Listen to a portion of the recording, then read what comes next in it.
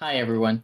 Welcome back to Bufnagle the podcast, where we explore entertaining and enlightening discussions of the adventure of life and all things good. From science and technology to history and philosophy to leadership and success. We hope to give you a better understanding of the world and skills for everyone to pursue their own adventure.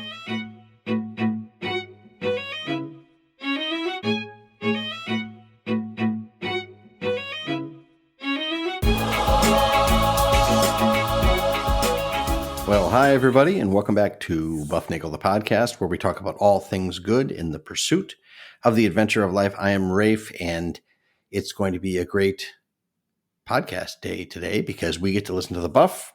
We are doing more Buff goodness for you today on a Tuesday, like we do every Tuesday.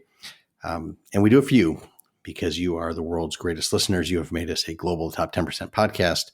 Remember, reach out to us if you would like at bufnagle@bufnagle.com. Remember, share the love, share the buff, give us a 5-star review, hit subscribe, like, whatever it is on your podcast machine that makes our life better will be a thing that makes your life better. Tell a friend to listen, and you will get a free episode somewhere buried in the show notes. If you look carefully and dig, search, and seek, you will find a link to buy me a coffee.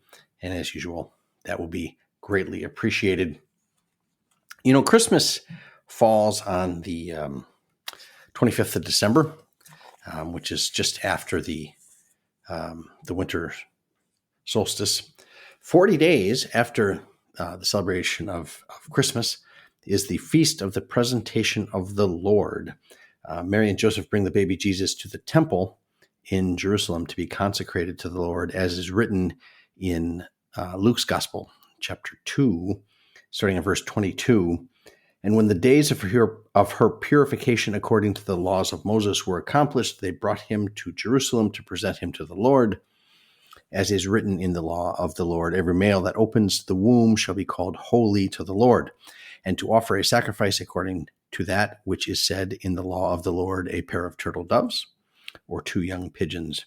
And behold, there was a man in Jerusalem whose name was Simeon, and the same man was just and devout, waiting for the consolation of Israel, and the Holy Ghost was upon him. And it was revealed unto him by the Holy Ghost that he should not see death before he had seen the Lord's Christ. And he came by the Spirit into the temple. And when the parents brought in the child Jesus to do for him after the custom of the law, then he took him up in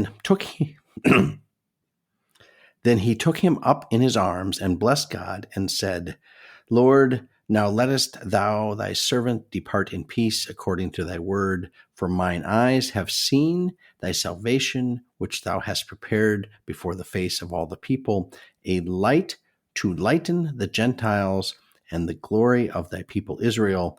And Joseph and his mother marveled at those things which were spoken of him. And like I said, that's in Luke's Gospel, chapter 2. This day of 40 days after Christmas, the Feast of the Presentation of the Lord, the Feast of the Purification of Mary, both the same thing, is also called Candlemas. Okay, and it's the day in which on which candles are blessed, symbolizing Christ, who is the light of the world, as Simeon says, a light to lighten the Gentiles. The church also celebrates World Day for Consecrated Life, a reminder that God calls men and women to religious vocation to reflect the light of Christ to all his people. So if you pull out your calendar and you count 40 days from December 25th, this will be Candlemas, all right? Also called the Feast of the Presentation of the Lord or the Feast of the Purification of Mary. That falls on February 2nd. Yes, Candlemas and Groundhog Day are celebrated on the same day. Now, using animals to predict the end of winter is a tradition all over Europe and the Americas. Groundhogs in the U.S., badgers or bears or hedgehogs in Germany, hedgehogs in England. If an animal sees his shadow on February 2nd, then we will have 6 more weeks of winter. If the day is not sunny, the animal will not see his shadow, and we will get an early spring, or so goes the legends, the prognostications based upon the animals. Candlemas has been associated with predicting springtime for a long time as well. There are a number of colloquial proverbs related to Candlemas and the timing of winter into spring. There's an old English saying, if Candlemas day be fair and bright, winter will have another fight. If Candlemas day brings clouds and rain, winter will not come again. All right. There's a Scottish saying, if Candlemas be fine and clear, there'll be 2 winters in the year. All right. So if it's fine and clear, then the animal will see the shadow, and then we'll get a late spring. All right. 6 more weeks of winter. The German proverb goes like this. It says, the badger peeps out of his hole on Candlemas day. If he finds snow, he walks around. But if he sees the sun, he ducks back into his hole. So that's consistent with that. If they see, and I always thought when I was a kid, I thought that was a weird thing that if it looks good, that's a prediction of things being bad, and if it looks bad, that's a prediction of things being good. That never made sense to me as a child, but it is what it is. I'm not sure anybody's. Let me rephrase that. I'm pretty sure somebody's done some sort of correlation there, but it's kind of hard to pinpoint exactly what it would look like, what the analysis would be, what the data set would look like.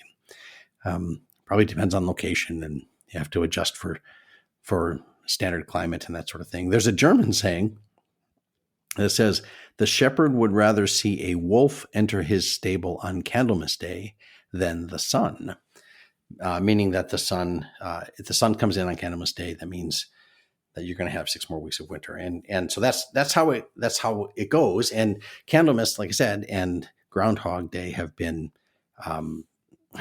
attuned to each other for quite some time. It's important to note that Candlemas and Groundhog Day fall essentially halfway between the solstice and the equinox.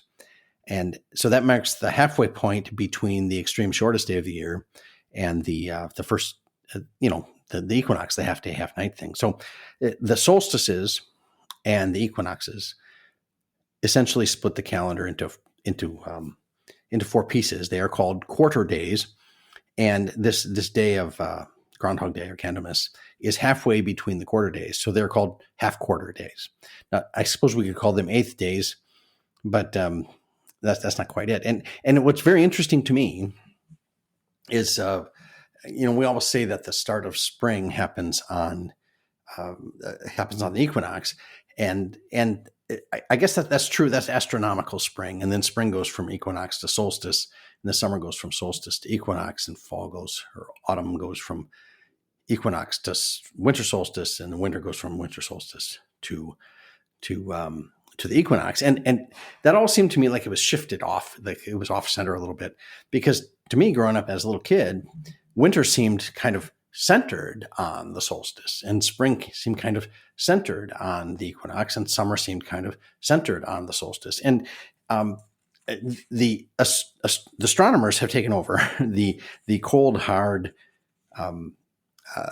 scientists have control our calendar and our thinking now, and that's why we start spring on the equinox. But your old agrarian ancestors who lived, breathed, and died with the rising and setting of the sun and the animals doing their animal things, they would have started winter on the half quarter day between the fall equinox and winter solstice, and they would have ended winter on Candlemas, and they would have centered winter on the winter solstice. They would have centered spring on the spring equinox. They would have centered summer on the summer solstice, and they would have centered autumn on the autumnal equinox. And to me, that makes a lot more sense. And I always would raise that question when I was a kid in grade school back there, back in the day, back before we had whatever we have now. And I always said that seemed kind of silly to me to start it essentially 6 weeks late. And it turns out that starting it late is kind of a consequence of a more rigid, well-defined quarter day lineup. But the half quarter days are where your ancestors would have split the seasons if they're required to. So anyway, Candlemas and Groundhog Day is one of the half quarter days, and it kind of is the split between winter and spring. So as this episode is dropping right before Groundhog Day, you should be able to, feel free to celebrate the coming of spring with Candlemas and Groundhog Day. Of course, this brings us to the most famous groundhog of all, Punxsutawney Phil in Pennsylvania. There's a festival every year in Punxsutawney, Pennsylvania. It's a little place about 90 miles, well, maybe, 80, 90 miles northeast of Pittsburgh. Like I said, there's a festival every year, and the high point is this animal-based meteorology. There's lots of lore surrounding Punxsutawney Phil and his shadow, and his prediction always seems to make national news here in the U.S. And of course, this brings us to the 1993 classic film with Bill Murray called Groundhog Day. And I'm going to go through a little bit of this piece in this of this movie and some lessons that we can get from that that you can think about as you're preparing for your Groundhog Day and your Candlemas.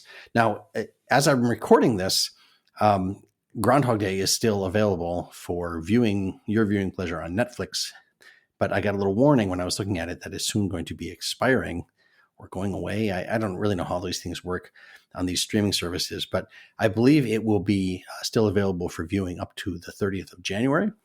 I do not know in which time zone or based upon what exact clock, but if you would like to, and if you happen to listen to this before Groundhog Day, before Candlemas, and if it's before the 30th of January, then you could still go watch the movie, and that could be kind of a fun thing. So this movie, like I said, came out in 1993. Bill Murray plays Phil Connors, a Pittsburgh TV weatherman who, well, let's just say he hates his life. He hates his job. He probably hates himself.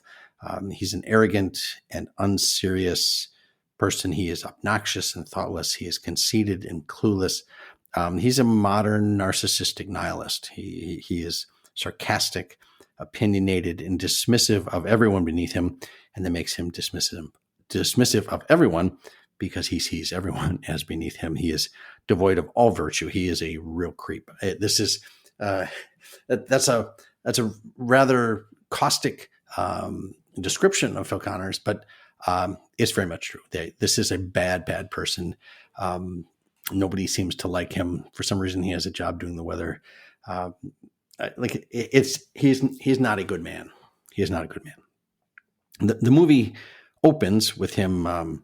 It's the day before Groundhog Day, and we learn that Phil is going to be he's a weatherman, right? So he's going to be doing a remote report tomorrow, which is Groundhog Day, from Punxsutawney, Pennsylvania.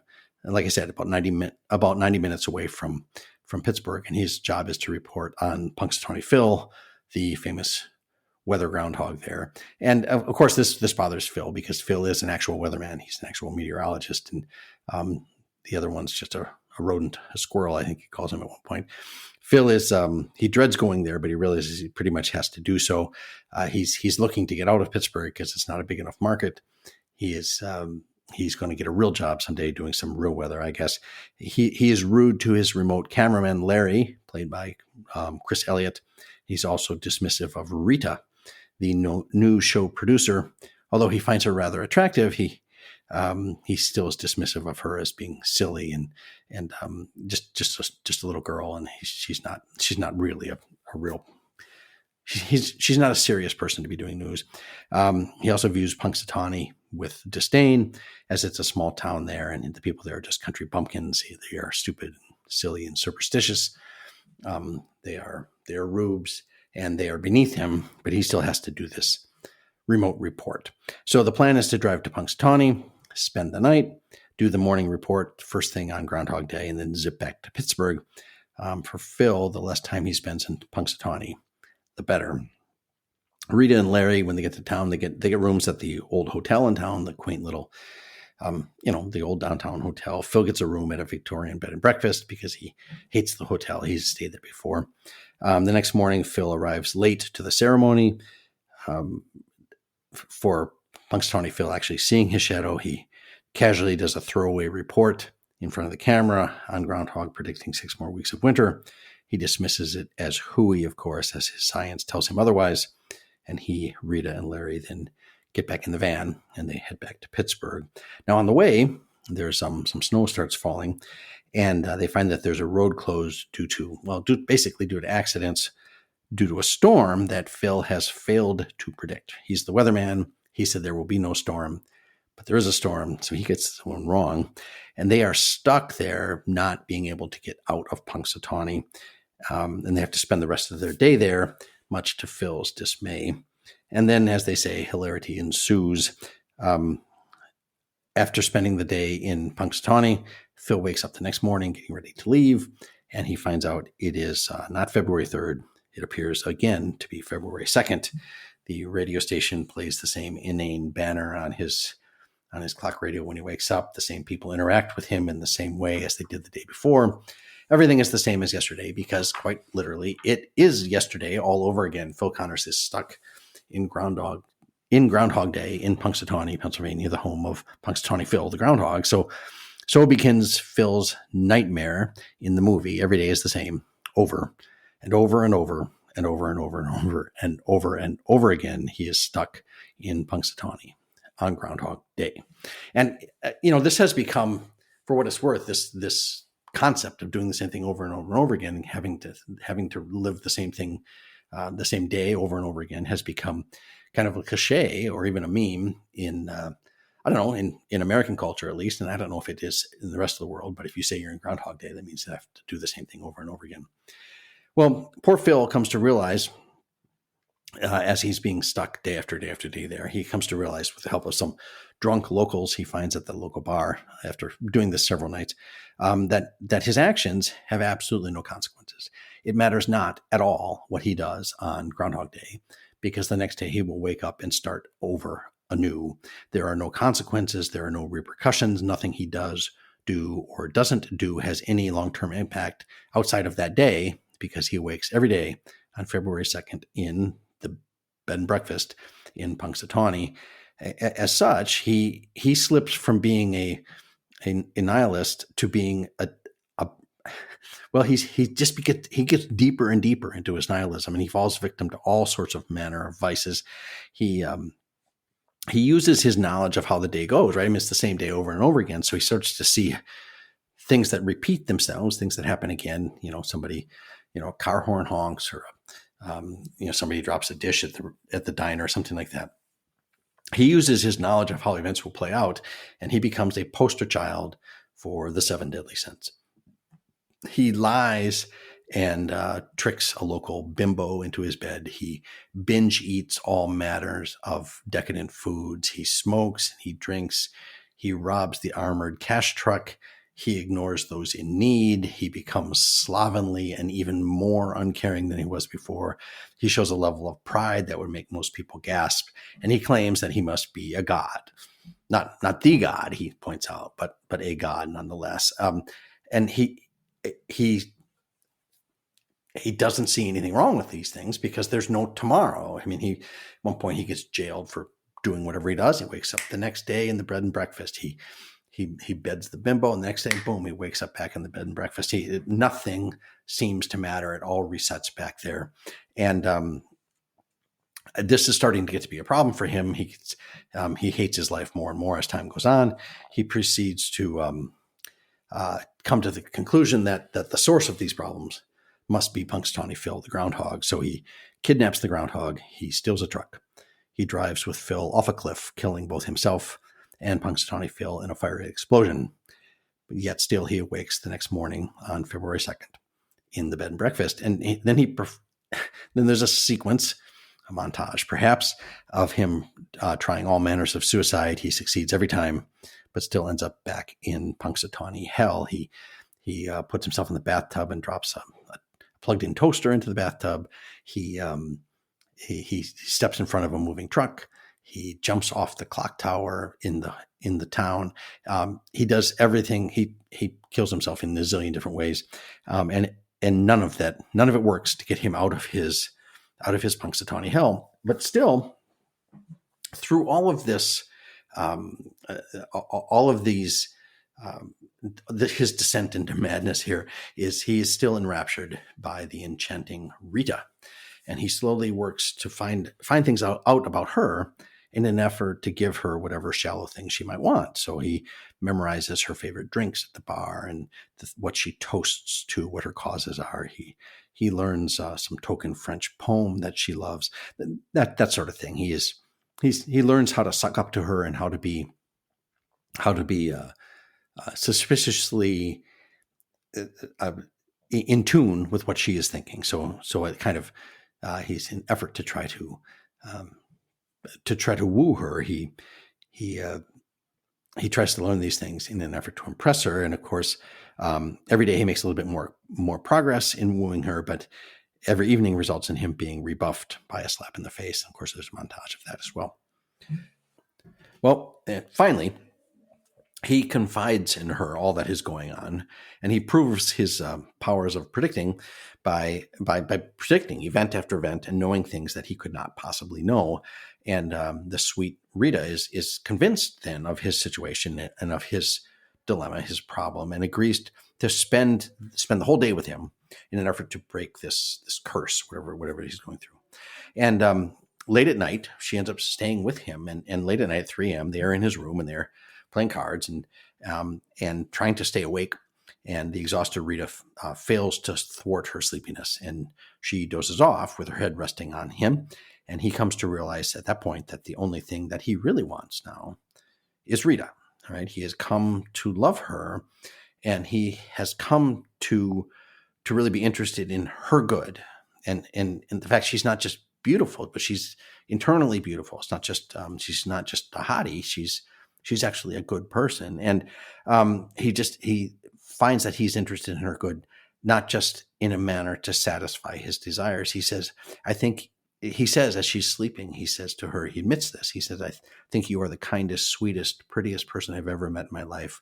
I've never seen anyone who is nicer to people than you are. The first time I saw you, something happened to me. I never told you, but I knew that I wanted to hold you as soon as I could. I don't deserve someone like you, but if I ever could, I swear I would love you for the rest of my life. So he comes to this realization that these other things that he's seeking, these places that are going, are not the right things. He awakes again in the bed and breakfast on February 2nd in the same position he was every other time. And now he looks to use his knowledge of the events of the world for the general greater good. And so he starts doing good things. He saves people from deadly harm. He changes flat tires for old ladies. He becomes a virtuoso pianist. He learns to sculpt ice with a chainsaw. He really learns French, right? And in short, he becomes virtuous. He becomes something. He becomes the kind of person you want somebody to be. And at one point, he finally becomes the man he wants to be on what turns out to be his last day. There's the big spoiler. Okay. He wakes up that day and he does all the good things that he's supposed to be doing for the people of Punxsutawney. He uses his knowledge of events to help people. He gives a wonderful speech and an oration at the ceremony. He confides in the cameraman and asks the cameraman his opinion instead of being dismissive of him. He helps a little kid who's fallen out of the tree. I mean, he's doing all of these wonderful things to help everybody. He saves a man from choking. He changes a tire. I mean, he's doing all of these things. He lives his life for the good of the people of the town. And at the end of the day, there's a festival at the end of Groundhog Day.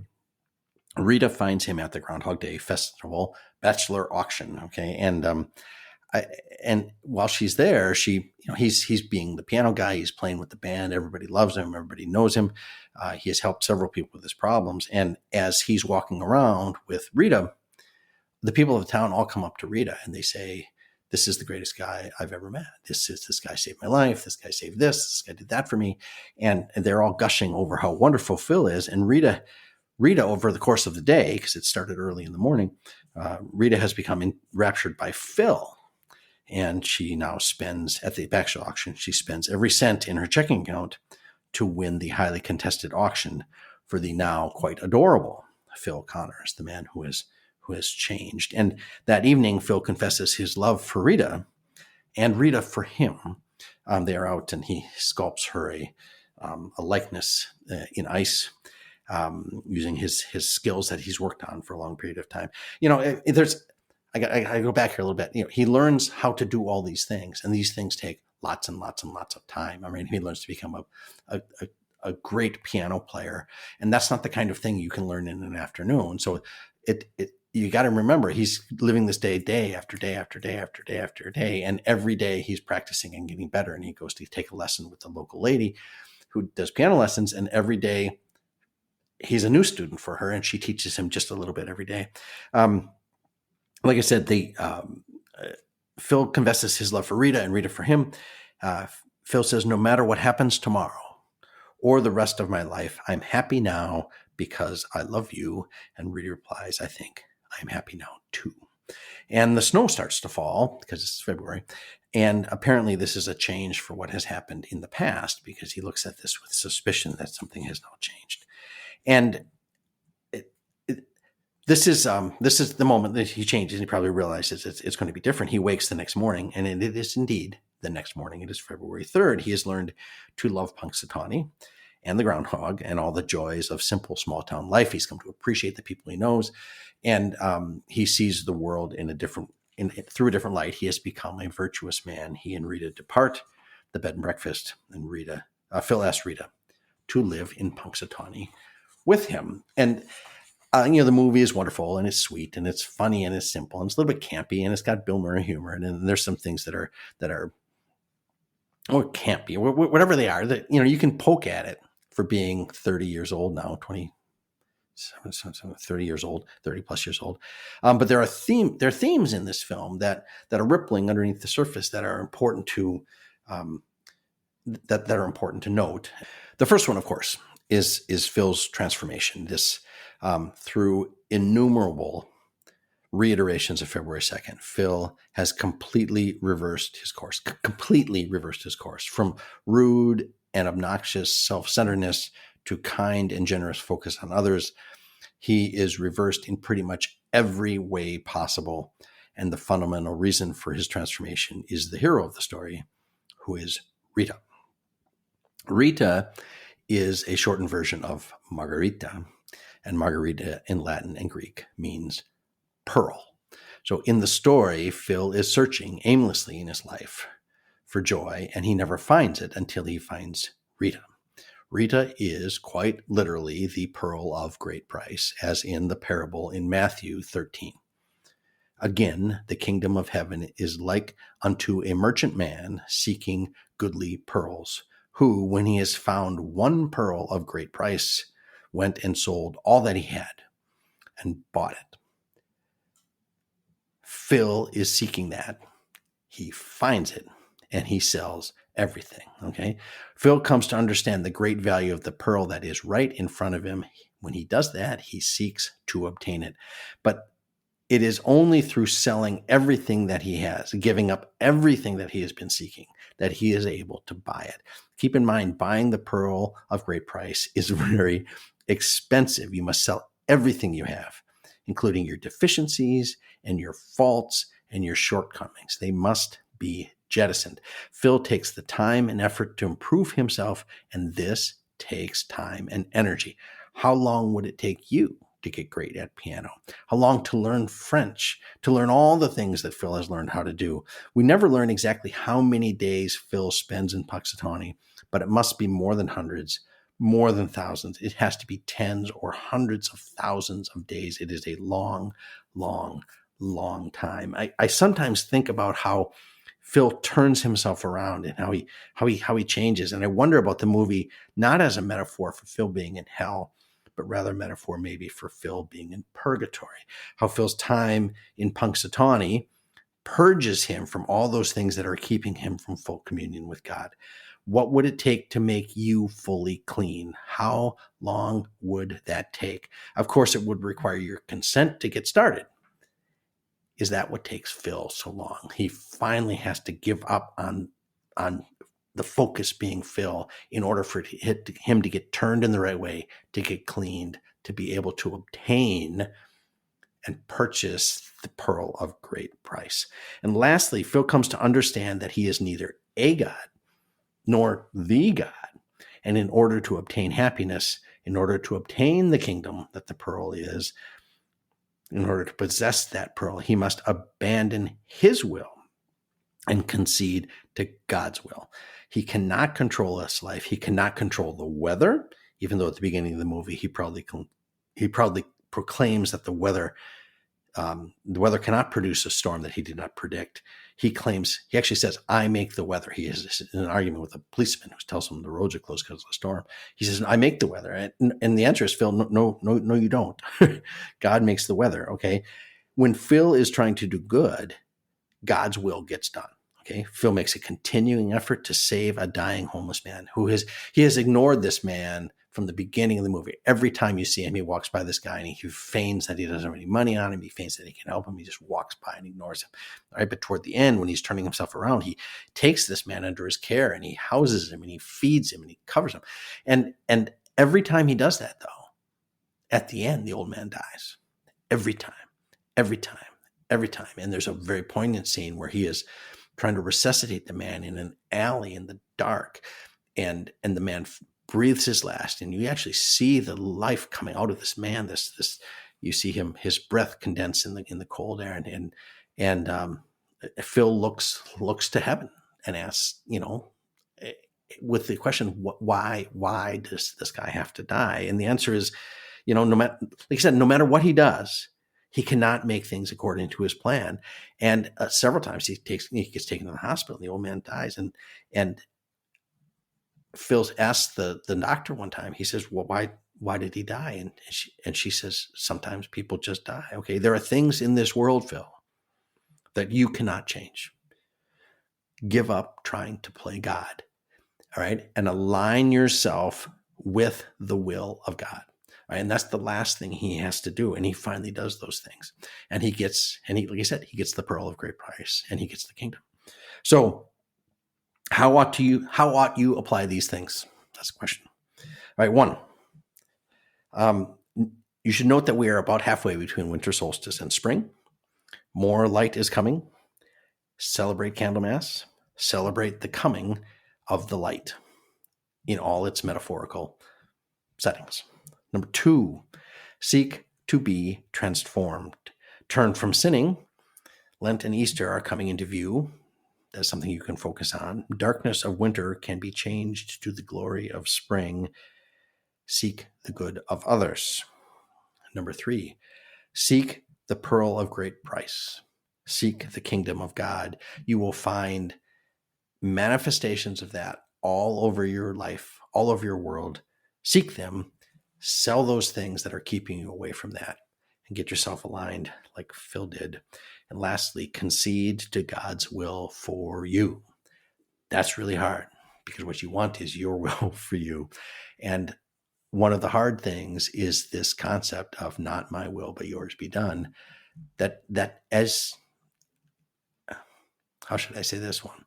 As I age, that becomes harder and harder to it's hard. I recognize it, and that becomes a hard thing to recognize because it's painful. All right? Concede it, and you will be free.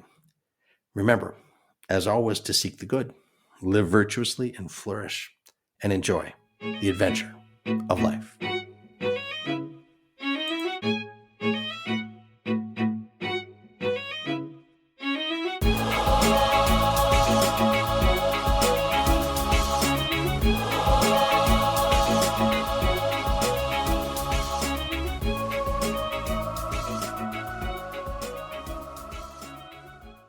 It's going to be a great day.